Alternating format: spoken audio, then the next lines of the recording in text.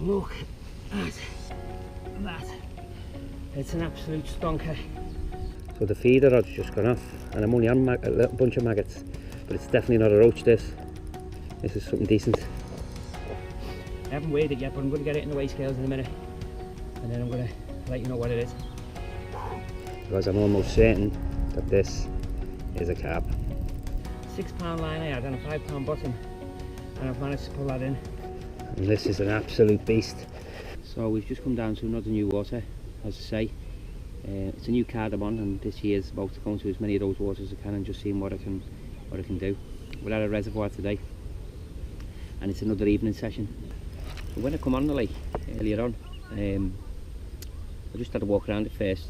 As I say, I've never fished it before. I just wanted to see what was going on. There was the first guy I bumped into. He'd been here since 5:30 this morning. He'd had 3 carp. His biggest was 18.5. So we know there's big carp in here. It's not even going to fit in my net, this thing. There's a few other people who were on there who hadn't caught. Because I only had 2 hours, I said to myself, well, you know, it's no point sitting in for like a main carp session. And I'm not a massive carper anyway. I mean, obviously I love to catch them, but I'm a coarse fisher in general. So my plan was that my main rod really would be the feeder rod, which I've got out, you know, on the maggot. I thought, well, let's just find out what's in the lake. Nothing on the carp rod and nothing on even the feeder rod. And as I say, nothing on that yet. And then I put the other rod out with a method mix on, in a PVA mesh bag, with a small boilie. Which I thought the feeder rod might have got something up to now, but nothing yet.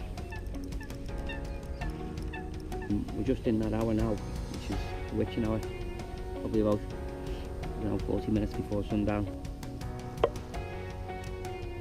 You'd normally expect to get some good bites now, I would, on any water really.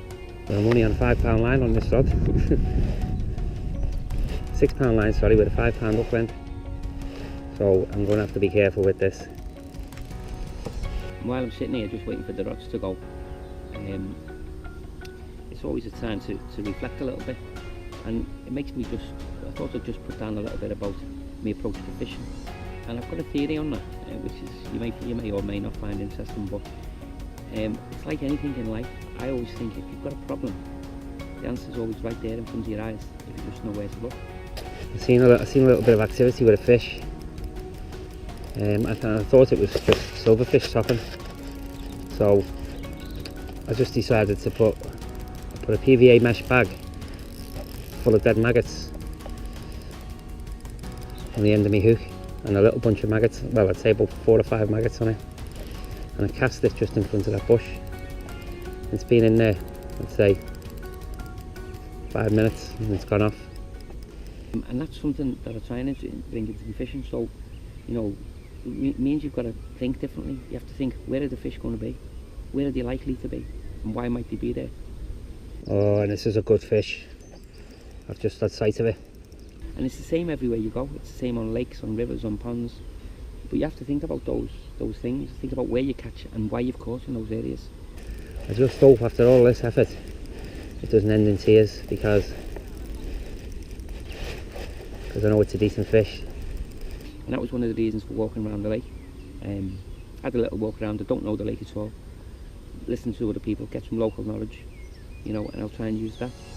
And what I will say, I'll just take the opportunity to say now, this Brennan feeder rod, and this, I've got a Shimano 2500 on this, and this is what I do my feeder work on. And I've got to say, sometimes you do it into decent carp, and it's absolutely brilliant for the way the drag works with the reel, and also how it works with the rod. Well, not only is that my biggest carp by a long way, and it's getting me in these reeds, trying to get me in these reeds here. So we're definitely getting it nearer. God knows how we're going to get this up to this net.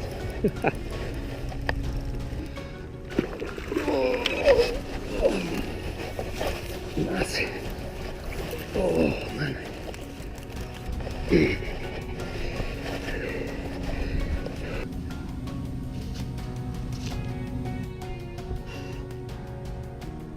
21.11,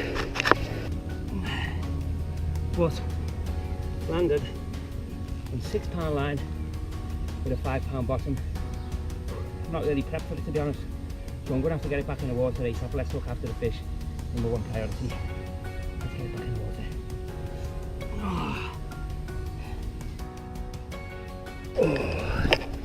And let's get this baby.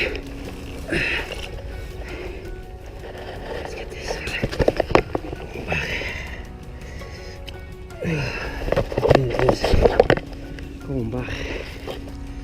What an absolute stonker. So what an absolute stonking fish. Do you know what? I didn't even get a photo with my phone. But what a brilliant fish to get. And as I said, that's my carp rod over there. Put my feeder on me because I saw there was some small activity there. I was on a group of maggots. And a couple of maggots in a PVA bag. So we've probably got another half an hour on here maybe. And I'm thinking I'm going to throw another one in. Let's see what we can do.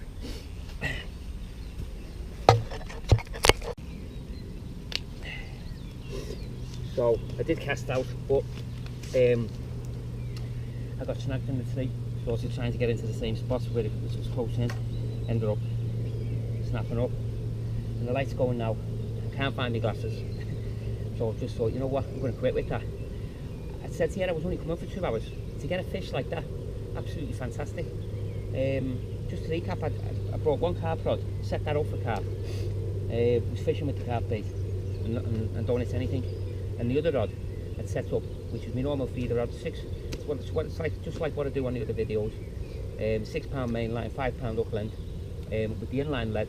But what I've done is I put a bunch of maggots on it, and then basically I made a little PVA mesh bag up with some dead maggots in, and attached that in, and I put it out there because I thought there was some activity with the smaller fish. Someone's told me it's only shallow here, a little close in. I thought there'd be some small fish, so let's try and pick a few of those up.